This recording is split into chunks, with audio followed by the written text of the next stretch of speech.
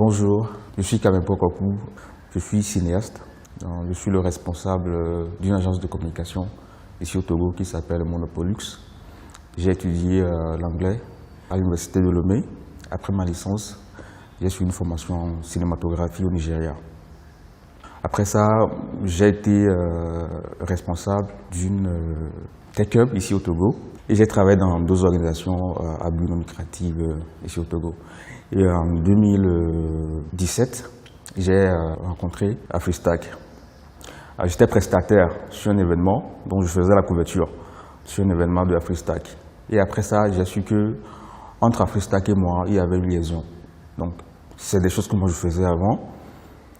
Donc, ça me ferait tellement plaisir de continuer ma mission, mon aventure avec Afristac. Et j'ai discuté avec le fondateur de Afristac en 2017. Le fondateur, c'est Kokou Pouemou. Il réside aux États-Unis, à New York. En fait, Afristac est fondé en 2015 par M. Kokou Pouemou. Et la mission de Afristac, c'est de donner des formations pratiques en sciences, technologies et en entrepreneuriat aux communautés noires américaines à la base.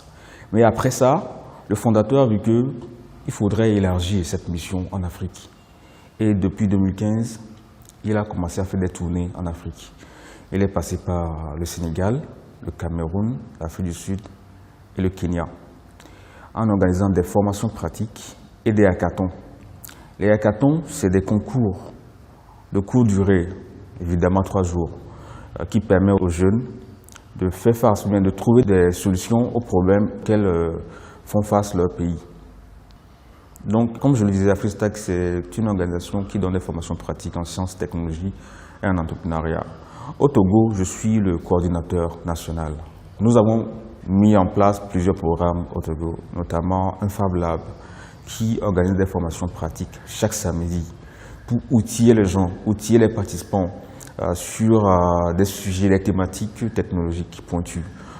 Par exemple, comment créer une application Android, comment fabriquer son propre ordinateur, comment concevoir son propre jeu vidéo, la maîtrise de l'imprimante 3D, plusieurs thématiques pratiques qu'on fait et c'est gratuit. À part le Fab Lab, nous avons un programme envers les écoles qu'on appelle le Tech Educative, qui consiste à former les élèves sur des notions technologiques, notamment l'intelligence artificielle, les objets connectés. Donc c'est un programme qu'on a mis en place pour des écoles, le niveau primaire et le collège. À part le Tech Educative, nous avons également la Géotech. La Géotech, c'est un événement qu'on organise dans des quartiers. Donc on le fait dans un quartier, le mois prochain, on localise un autre quartier et on le fait. Donc c'est un truc qu'on fait pour permettre aux gens qui ne pourront pas venir aux ateliers du lab le samedi, de pouvoir aussi avoir accès à ces genres de formation, de connaissances. Nous organisons également des hackathons au Togo.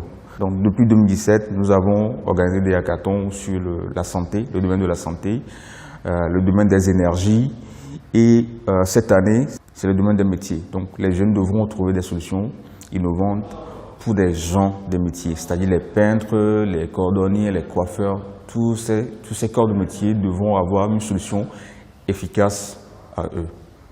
À part ça, nous avons également le Coworking Space qui met à disposition des locaux pour des jeunes startups qui n'ont pas vraiment le moyen pour s'offrir un local pour eux-mêmes.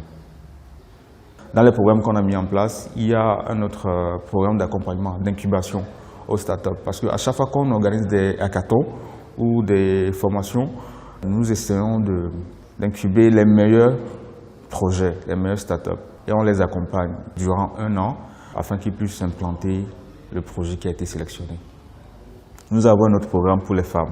C'est un programme annuel qui s'appelle Women Only Bootcamp. C'est de donner des formations en entrepreneuriat aux femmes pour qu'elles puissent vite développer leur projet, avancer rapidement sur leur business. Nous sommes à la 3e année parce qu'on en avait fait au Cameroun et au Kenya. On en a fait l'année passée également au Togo. Parlant de défis, je peux toucher l'aspect éducatif où les écoles ne se laissent pas enrôler par le programme Tech Éducatif. Il faut vraiment leur expliquer l'intérêt de la chose. Pourtant, c'est gratuit ce programme et ça va directement dans leur intérêt. Mais les écoles ne poussent pas encore le sujet. Il n'y a que quelques-unes qui ont accepté. Mais la grande partie, la grande majorité des écoles n'ont pas encore intégré le programme Tech Educative. Donc, je peux dire que c'est un défi. Nous avons notre défi technique parce qu'il faut beaucoup de matériel électronique pour pouvoir faire nos ateliers tous les samedis. Nous commandons nos matériels en ligne et ça prend du temps avant d'arriver au pays. Mais c'est toujours insuffisant parce qu'à chaque fois on consomme pour créer les projets et accompagner les jeunes. Un autre défi, dès le début de Freestack, c'est de chercher à être autonome. On cherche toujours à être autonome financièrement et on cherche à mettre en place des projets, des programmes pouvant nous aider à financer nos différents projets. Dans chaque pays où nous organisons des formations ou des événements, nous essayons de mettre en place un partenariat avec des organisations, bien des partenaires qui nous ont hébergés lors de l'événement.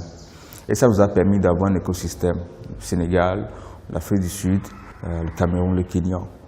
Cela nous permet d'avoir un écosystème et ça permet également d'assurer d'une manière ou d'une autre la communication pour les startups que nous accompagnons. Voilà, si un projet est développé ici, ça permet d'avoir une visibilité dans les pays où nous avons un partenariat. C'est de cette manière que nous avons essayé d'élargir ou bien de mettre en place notre écosystème sur le plan international.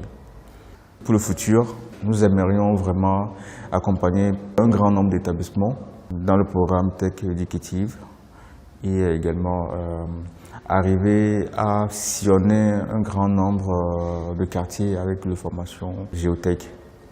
C'est vraiment d'agrandir la mission du lab parce que le lab offre vraiment des formations qui jouent un grand rôle. Les jeunes en témoignent déjà. Donc, nous voulons vraiment élargir les actions du lab. Voilà. Actuellement, le lab est en tournée. Nous participons à African Science Week. Ça, c'est un aspect du lab. Donc, nous voulons vraiment que le lab aille très loin dans ses missions de formation. Ce qui manque, c'est les moyens techniques, le personnel adéquat, les moyens financiers. Les trois choses, je pense que c'est important. Nous aimerions vraiment travailler avec des institutions financières et techniques qui pourront nous aider à atteindre nos objectifs dans les écoles et du Fab Lab.